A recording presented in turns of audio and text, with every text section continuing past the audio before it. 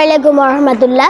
মাহে রমাদানে রোজা রাখা প্রত্যেক ঈমানদারদের জন্য ফরজ। এ সম্পর্কে আল্লাহ তাআলা বলেন, হে ঈমানদারগণ, তোমাদের উপর রোজা ফরজ করা হয়েছে, যেমন ফরজ করা হয়েছিল তোমাদের পূর্ববর্তীদের উপর, যেন তোমরা মুত্তাকি হতে পারো।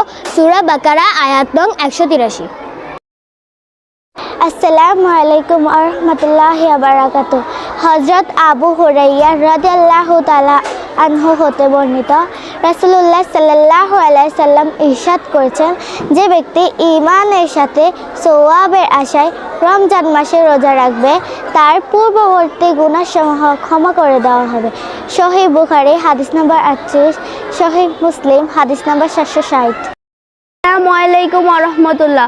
হযরত আবু হুরায়রা রাদিয়াল্লাহু তাআলা আনহু বলেন, রাসূল সাল্লাল্লাহু আলাইহি সাল্লাম ইরশাদ করেন, যখন তোমরা রমজানের চাঁদ দেখবে তখন থেকে রোজা রাখবে, আর যখন শাওয়ালের চাঁদ দেখবে তখন থেকে রোজা রাখা বন্ধ করবেন। আকাশ যদি মেঘাচ্ছন্ন থাকে তবে 30 দিন রোজা রাখবে। সহিহ বুখারী হাদিস নম্বর 1909।